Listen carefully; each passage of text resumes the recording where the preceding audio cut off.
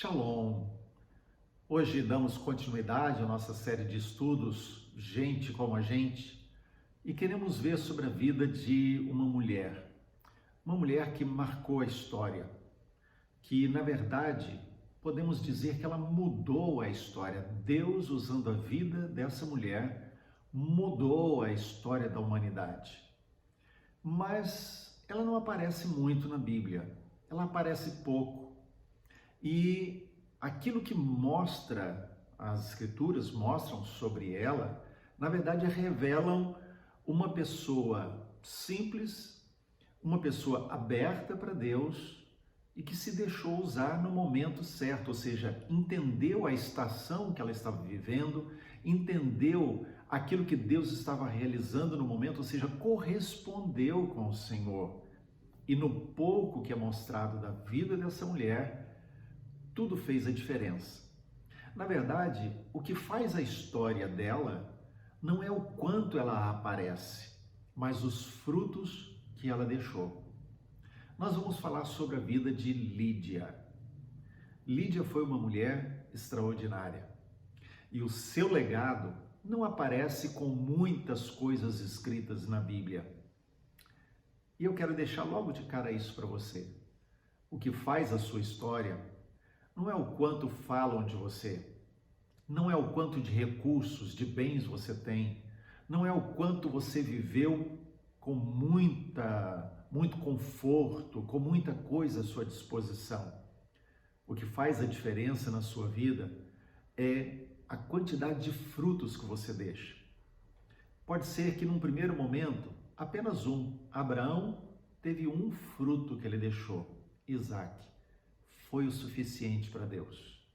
Lídia, com ela também foi assim. Mas vamos orar antes. Pai, eu quero pedir a Tua graça sobre nós, que a Tua bondade nos alcance durante esse estudo, trazendo revelação ao nosso espírito, Senhor, para que nós possamos compreender as verdades da Tua palavra. Em nome de Jesus. Amém.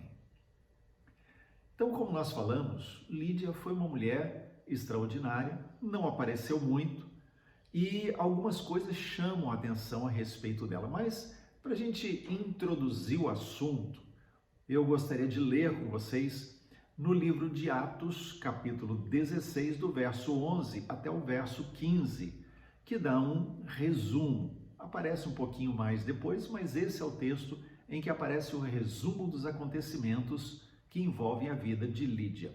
Então, vamos ler. Tendo, pois, navegado de Troade, seguimos em direitura a Samotrácia, no dia seguinte a Neápolis e dali a Filipos, cidade da Macedônia, primeira do distrito e colônia. Nessa cidade permanecemos alguns dias. No sábado, saímos da cidade para junto do rio, onde nos pareceu haver um lugar de oração, e assentando-nos, falamos às mulheres que para ali tinham concorrido. Certa mulher, chamada Lídia, da cidade de Tiatira, vendedora de púrpura, temente a Deus, nos escutava. O Senhor lhe abriu o coração para atender às coisas que Paulo dizia. Depois de ser batizada, ela e toda a sua casa, nos rogou dizendo: se julgares que eu sou fiel ao Senhor, entrai em minha casa e aí ficai. E nos constrangeu a isso. Lídia, ela foi a primeira mulher a receber o Evangelho na Europa, pelo menos nos registros é o que nós encontramos. E isso é extraordinário, porque a Europa se tornou o maior polo evangelizador do mundo, até 100 anos, cento e poucos anos atrás, quando os Estados Unidos se tornaram, então, o maior polo missionário. Mas, quando nós olhamos para esse fato, descobrimos o porquê Deus levou Paulo e os seus companheiros até Filipos, até aquele lugar da Macedônia, porque ali Deus queria começar algo novo. E Lídia se torna, então, a primeira mulher a receber o evangelho em toda a Europa.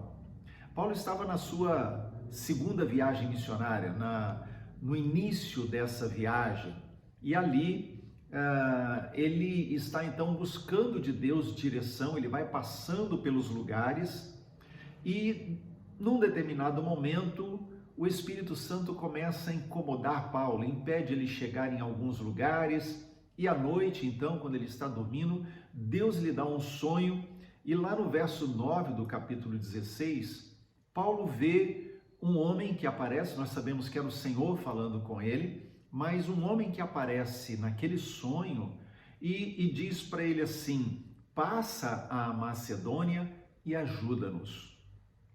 E é curioso, porque é um homem que aparece e quando chega lá é uma mulher que vai receber. Ou seja, Deus está querendo alcançar um povo, Deus está querendo alcançar o mundo.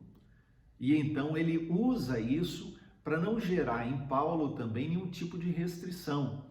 E então ele nesse sonho se dispõe a ir.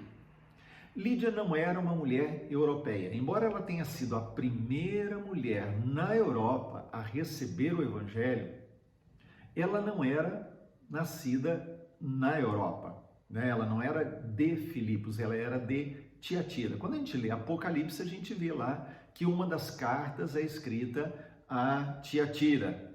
E ela é alcançada naquele momento ali porque ela está vivendo, ela era vendedora de púrpura, a gente vai falar sobre isso daqui a pouco. E o fato de Lídia, ela ser uma comerciante, uma empresária, então ela viajava muito, porque Filipos ficava num lugar estratégico, né? Era uma cidade próspera, era uma cidade localizada no entroncamento de rotas comerciais muito importantes, ficava no ponto final de uma estrada famosa construída pelos romanos, chamada Via Ignácia. Numa extremidade estava Filipos, na outra extremidade Tessalônica, para onde Paulo também, onde ele foi e para onde ele escreveu suas cartas. E o fato de ser um lugar estratégico possivelmente é o que atraiu Lídia para lá, porque ela era comerciante, ela comercializava tecidos de púrpura. Púrpura era um produto colorante, né? Muito raro naquela época e por isso muito caro, né? Havia também as variantes, como hoje também, né? Quando você procura um produto, você sempre encontra o similar, você encontra o genérico, você encontra a imitação, né? Havia também esses que era para o povo que tinha menos recurso financeiro, mas a púrpura mesmo era muito caro e muito raro. E Lídia era comerciante e era muito conhecida, portanto, e de posses, né? Em função disso. Então Deus move as circunstâncias para levar Paulo e seus companheiros até Filipos, onde estava Lídia. E a gente pode considerar que isso é uma das ironias de Deus, né? Deus impediu Paulo, Silas, seus companheiros de chegar a outros lugares, inclusive na região de Tiatira, e direciona Paulo e Silas para Filipos, onde estava uma mulher de Tiatira. Porque, na verdade, o que Deus estava querendo fazer era muito maior. Às vezes a gente não entende os porquês de Deus. Às vezes a gente fica perguntando: Deus, mas por quê? Por quê? Por quê? E não temos resposta. Porque Deus, na sua soberania e na sua onisciência, Deus conhece todas as coisas. E em função disso, Deus, ele sabe o que é melhor. Ele sabe o que vai fazer bem e o que não vai fazer. Por isso ele pode nos impedir de fazer até a obra dele. Isso aconteceu com Paulo, né? Quando a gente acompanha ali a história desde o primeiro verso do capítulo 16, a gente descobre isso. Então, o Senhor, ele pode impedir até de fazer a obra dele. Por quê? Porque ele quer que seja feita de outra forma. Quando Quando a gente vive esse tempo de pandemia, em que muitas pessoas estão se perguntando por quê, por que Deus não impediu, eu fico me perguntando o que Deus está querendo ensinar, porque Deus está impedindo que a gente faça a obra dele da forma como estávamos acostumados a fazer antes. Será que Deus não está querendo nos ensinar uma nova forma e, através de métodos diferentes, chegarmos às pessoas talvez com mais eficiência do que estávamos fazendo antes? São questões que a gente tem que levantar e precisa estar aberto para ouvir as respostas de Deus. Graças a Deus, Paulo estava aberto e, por causa da abertura do seu coração, Paulo pôde dar atenção àquele sonho e corresponder. Portanto, eles se levantaram no dia seguinte e já tomaram o caminho que Deus havia apontado. Então, às vezes a gente não sabe por que Deus permite certas coisas, porque Deus impede outras coisas que nos parecem boas, mas precisamos aprender a confiar naquilo que Deus está fazendo. Lídia não era uma personagem, vamos dizer assim, um líder estratégico. Lídia não era uma pessoa famosa, né? Nós podemos dizer que ela era mais uma, dentro do contexto comercial, daquele entroncamento, né, de rotas comerciais, ela era mais uma. Então Deus não precisa dos grandes. Deus precisa de pessoas que, como Lídia, tenham o coração aberto. Aliás, é isso que a gente precisa fazer quando nós queremos evangelizar alguém. Saiba de uma coisa, todo evangelismo é uma guerra espiritual. Então, a primeira coisa que nós precisamos é orar e pedir a Deus para abrir o coração das pessoas. Porque foi isso que aconteceu. Se Deus não abrisse o coração de Lídia, ela não daria ouvidos ao que Paulo, Silas e os outros estavam falando naquele momento. Mas ela deu ouvidos, porque Deus abriu o coração. Então é uma questão espiritual. Não é de argumentos, não é da forma como você fala, não é da sua capacidade de convencimento em relação às pessoas e ao evangelho, mas é uma capacitação dada por Deus para que a pessoa ouça, dê ouvidos e compreenda as coisas espirituais. Aliás, o próprio apóstolo Paulo nos ensina que as coisas espirituais são discernidas espiritualmente. E quem não tem o Espírito Santo não consegue discernir as coisas espirituais. E só tem o Espírito Santo quem é nascido de novo. Por isso, uma pessoa não crente, ela não compreende as coisas espirituais. Precisamos tomar cuidado com o linguajar que usamos, a maneira como falamos, né? Os termos, né? O crentez, o evangeliquez, que às vezes a gente usa com uma pessoa não crente, ela não vai entender. O que nós precisamos é estar prontos a comunicar, mas acima de tudo, pedir ao Espírito Santo que abra o coração, porque a pessoa não tem o Espírito Santo, e se ela não tem, não vai compreender. Ela precisa da ação do Espírito Santo nela. E foi o que aconteceu na vida de Lídia. Então, Lídia não era uma grande mulher, famosa naquele tempo, mas ela ouve. Essa anônima Lídia, ela aparece ali, Atos 16, e não volta a aparecer mais. Ela não se destaca, não se torna uma líder no ministério apostólico, levando o evangelho para muitos lugares. Não acontece isso. Ela aparece ali, ela tem um contato com Paulo, ela chama aqueles para irem para sua casa, ela os hospeda durante um bom tempo e os da sua casa são batizados, ali surge uma igreja. Eu não sei se você consideraria isso algo grande. Há pessoas que querem algo grande, um ministério grande, sonham com um mover de Deus grande na sua vida. Eu não sei se ao olhar para a vida de Lídia, você consideraria isso grande. porque na verdade parece um chamado meio insignificante o que acontece com ela. Afinal de contas, ela está ali no Rio, junto com mulheres judias, e Paulo chega, começa a comunicar com as judias sobre isso. Lídia ouve, dá ouvidos, se converte, se batiza, recebe eles em casa e ponto. Acabou a história. Então, eu não sei se você considera isso um grande chamado, mas a questão são os frutos eternos. Isso é o que conta. Na minha adolescência, eu vi surgir dentro da minha casa duas igrejas em dois lugares, em duas cidades diferentes. Duas igrejas praticamente surgiram a partir da minha casa. Na primeira casa, na primeira cidade, havia uma igreja, mas ela estava fechada. E eu vi minha mãe indo de porta em porta, chamando as pessoas para o culto, começando um trabalho com crianças. E depois de vários anos, voltei naquela cidade e a igreja estava lá firme. Numa outra cidade seguinte que moramos, não tinha igreja que frequentávamos. E ela começou dentro da nossa sala.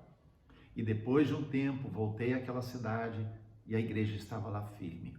Então, eu vi surgir ali. Minha mãe não ficou famosa, ela não recebeu títulos, né? Não foi homenageada em muitos lugares, ela não ficou famosa.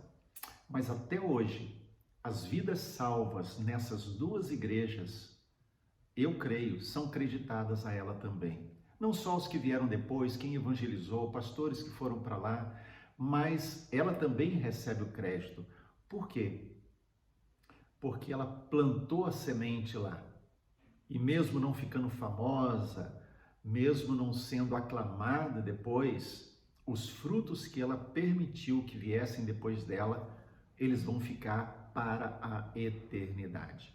Lídia, ela começou algo pequeno, ela abriu a casa para Paulo, Silas e os companheiros serem hospedados.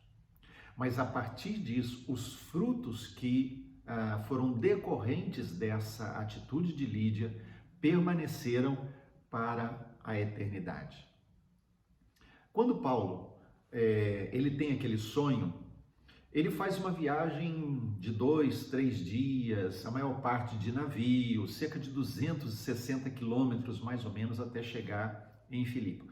Como eu havia falado, Filipos era uma cidade próspera, né? Estava lá naquele entroncamento de vias comerciais pelo mar, por terra, estava bem numa rota, numa estrada famosa da época.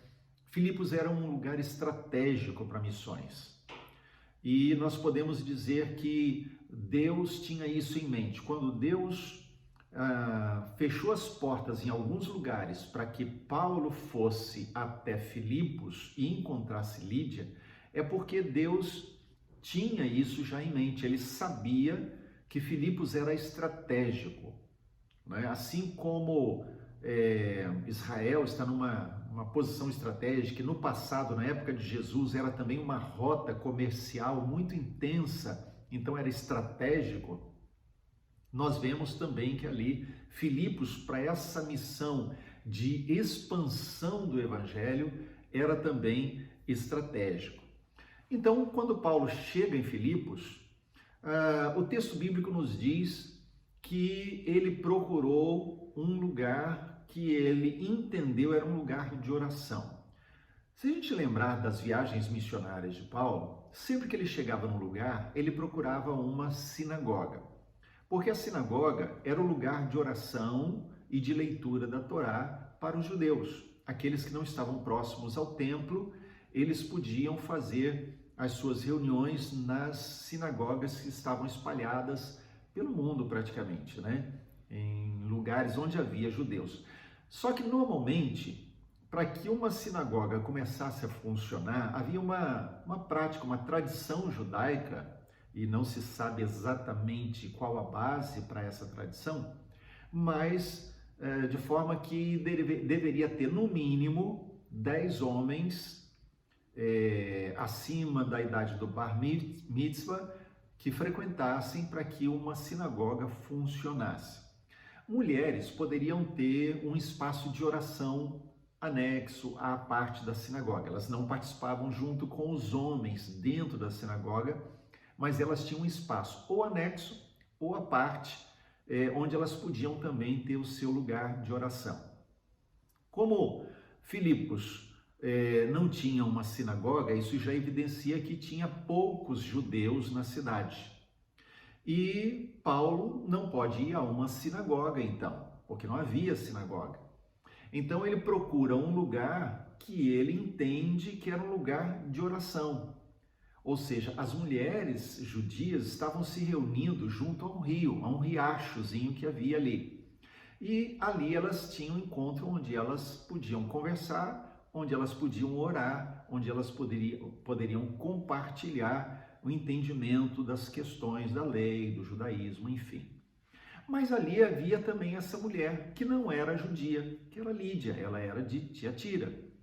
Essa mulher, então, o que mostra o texto é que ela era simpatizante.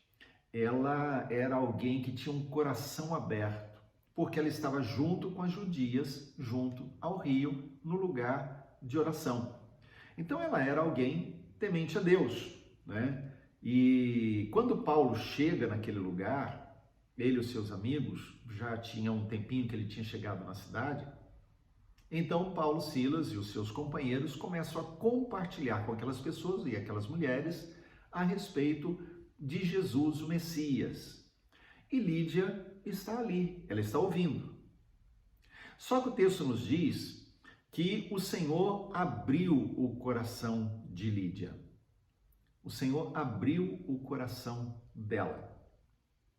E aí ela prestava atenção, ela se concentrava naquilo que estava sendo falado e ela recebia no seu coração. Isso mostra a graça e a soberania de Deus. Às vezes a gente pensa assim, eu busquei a Deus, eu sou convertido, eu sou salvo porque um dia eu busquei a Deus e o encontrei.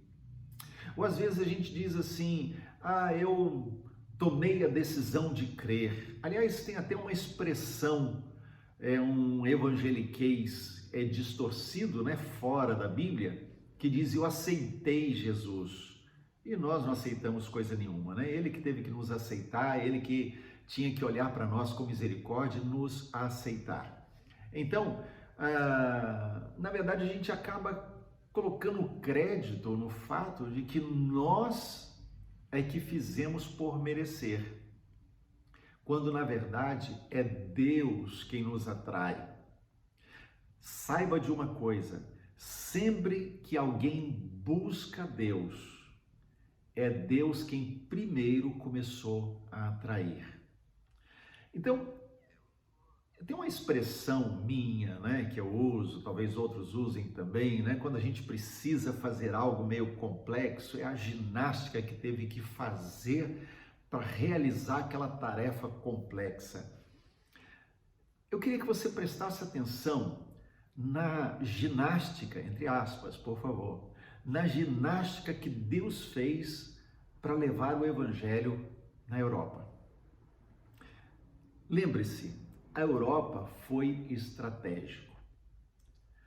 O Brasil, vamos pegar eu e você, que hoje temos o conhecimento do Evangelho, ou que estamos recebendo o Evangelho, estamos recebendo porque o Brasil recebeu o Evangelho dos Estados Unidos e da Europa.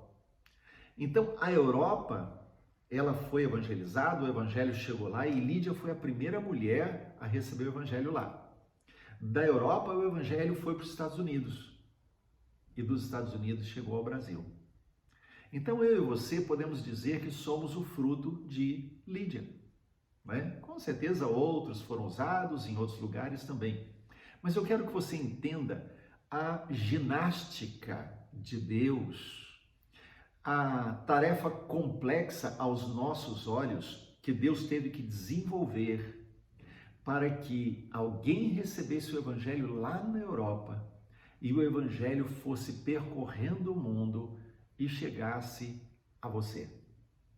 na sua casa, num culto, na rua, numa literatura, mas chegasse até você. A ginástica que Deus fez para alcançar Lídia. Paulo sai na sua segunda viagem missionária e ele está tentando alcançar lugares não alcançados, e ele chega num lugar, Deus fecha a porta, chega no outro, fecha a porta, chega no outro, fecha a porta. Ele entende que o Espírito Santo estava impedindo ele de avançar naquela direção que ele havia planejado. E então o que acontece? Ele tem o sonho, e no sonho Deus diz: olha, não é para esses lugares, você vai para Macedônia, porque é lá que eu tenho algo especial para fazer. Então Deus vai cercando Paulo, porque cercando Paulo e os seus companheiros, Paulo chega a Filipos, vai à beira do rio e alcança Lídia. Uma tarefa complexa para nós, mas que Deus fez por causa da sua graça e soberania, para que o evangelho alcançasse toda a Europa e o mundo. Eu quero que você pense nisso. Observe a ginástica que Deus fez para atrair você. Talvez você pense assim: mas quem me levou para Jesus foi meu pai, minha mãe, meu irmão, foi um tio, foi alguém da família, foi um amigo, foi alguém que eu conhecia.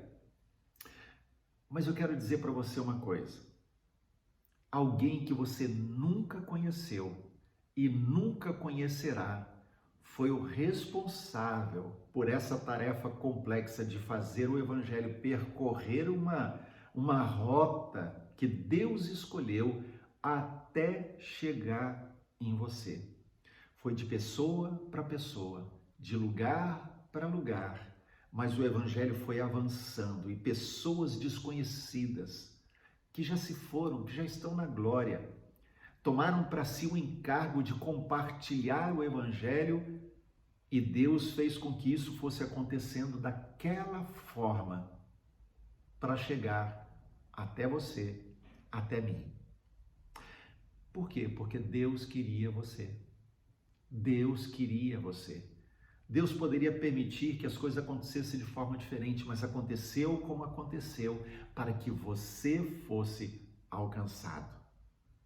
Lá em João capítulo 6, no verso 44, Jesus está falando aos seus discípulos, às pessoas que o acompanhavam naquele momento. Ele diz assim: ninguém pode vir a mim se o Pai que me enviou não o trouxer. Ou seja, nós não vamos a Deus porque nós queremos, porque tomamos a decisão, porque nós fomos melhores. Nós só vamos a Jesus porque o Pai inclinou o nosso coração para Ele. Você jamais iria alcançar Deus sozinho. Por isso Deus moveu circunstâncias, Deus movimentou as pessoas, Deus tocou corações e Deus tocou o seu coração para que a palavra chegasse a você e você estivesse aberto para receber. Em Romanos capítulo 3, verso 10, o apóstolo Paulo, por inspiração de Deus, diz: não há ninguém que busque a Deus. Ninguém busca Deus por si mesmo. E lá no capítulo 8 de Romanos, nos versos 7 e 8, ele diz: por isso o pendor da carne é inimizade contra Deus, porque não está sujeito à lei de Deus e nem pode estar. Portanto, aqueles que estão na carne não podem agradar a Deus. Eu e você jamais faríamos algo para agradar a Deus, muito menos buscá-lo de coração. Em Jeremias capítulo 13, o verso 23, o profeta, ele também nos diz isso. Ele diz assim: pode por acaso o etíope mudar a sua pele, ou o leopardo mudar as suas manchas? Ele diz: então poderíeis fazer o bem, estando acostumados a fazer o mal? Ou seja, nós não conseguimos mudar a nossa natureza, só Deus pode. Deus é quem inclinou o coração de Lídia, Deus é quem inclinou o seu coração. Isso é soberania, isso é graça. Graça não é Deus forçar você a aceitar. Graça não é Deus empurrar você para Jesus. Graça é Deus inclinar o seu coração e dar capacitação para você aceitar. Você poderia ter negado, mas como o Espírito Santo te capacitou a crer, então você creu e por isso você está aqui. O que acontece com Lídia é que a sua fé demonstrada naquela mensagem pregada por Paulo se transforma em ação. Porque o texto nos diz que ela foi batizada com os da sua casa. Bom, como aparece Lídia e ela era uma comerciante, uma empresária, então nós podemos crer que Lídia, ela era possivelmente viúva. Ou talvez, quem sabe, o marido a tinha abandonado.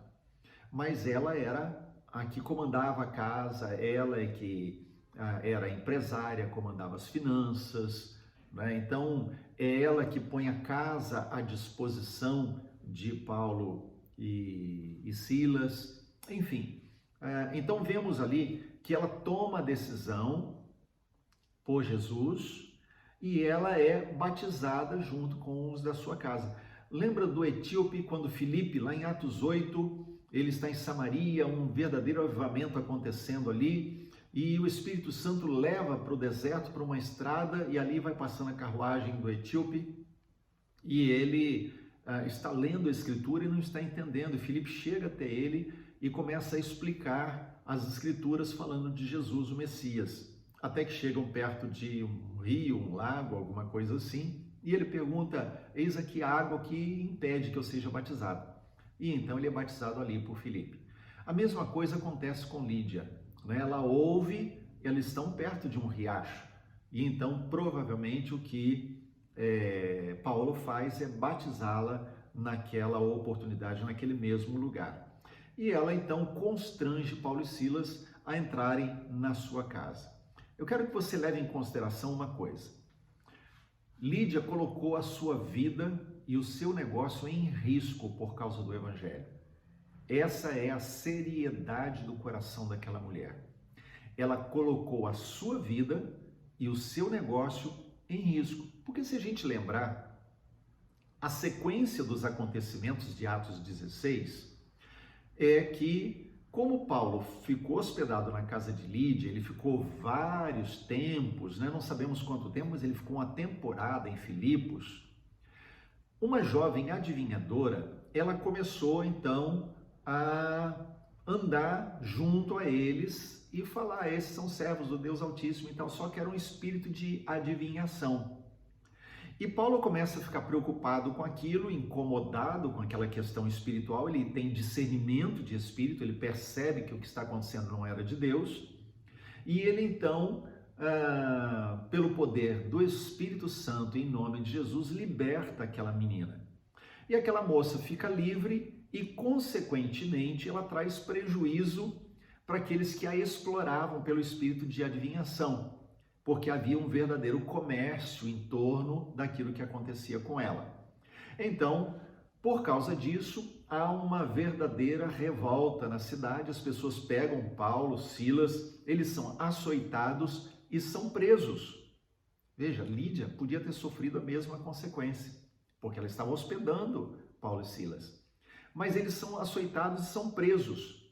E a Bíblia diz que eles, pela madrugada, estavam adorando a Deus, quando o Senhor manda um terremoto, quebra as cadeias, o carcereiro percebe o que está acontecendo, sabe que as consequências da fuga de presos viriam contra ele, então ele tenta tirar a própria vida e Paulo não permite que ele faça isso, e ele pergunta então: o que farei para ser salvo? E Paulo então apresenta Jesus: crê no Senhor Jesus, será salvo tu e a tua casa. Então o que acontece em Filipos era algo muito perigoso para Lídia, porque ela poderia também ser presa, ela poderia ser açoitada, ela poderia perder a vida, ela poderia perder os negócios, mas ela continua, ela fica firme ali, porque o que a gente vai encontrar lá no verso 40 do capítulo 16 de Atos é que depois que Paulo e Silas saem da prisão, eles vão para a casa de Lídia. Ou seja, então ela permaneceu ali. E nós cremos que as primeiras reuniões, vamos dizer assim, a primeira temporada de reuniões para Paulo pregar o Evangelho de Jesus foi na casa de Lídia. Assim como um dia começou uma igreja, ou duas vezes começaram a igreja na minha casa, né, na sala da minha casa, com a minha mãe, eu acredito que Lídia foi esse instrumento, abriu a sala da sua casa para que as pessoas pudessem vir e ouvir o evangelho através de Paulo e de Silas. Então Paulo vem e procura Lídia, e eles ficam ali com eles, revêem os irmãos e então partem. Então Lídia tem esse crédito. Eu posso dizer que eu sou filho de uma Lídia. E eu posso dizer que talvez você possa ser hoje uma Lídia. Ah, pastor, mas eu sou homem. Sim, mas você pode ser alguém como ela. Alguém a quem Deus vai usar hoje com graça, com misericórdia, com bondade e com ousadia para, no meio disso tudo, estar comunicando o Evangelho.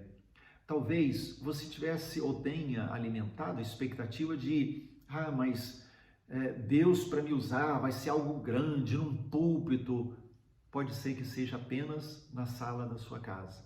Pode ser que seja apenas num vídeo transmitido. Eu não sei quantas pessoas vão assistir esse vídeo nos próximos dias, meses, anos. Não sabemos quanto tempo vai até Jesus voltar. Mas eu sei que aquilo que eu estou fazendo nesse momento pode alcançar pessoas do outro lado do mundo. E eu sei que você também pode ter de Deus estratégias.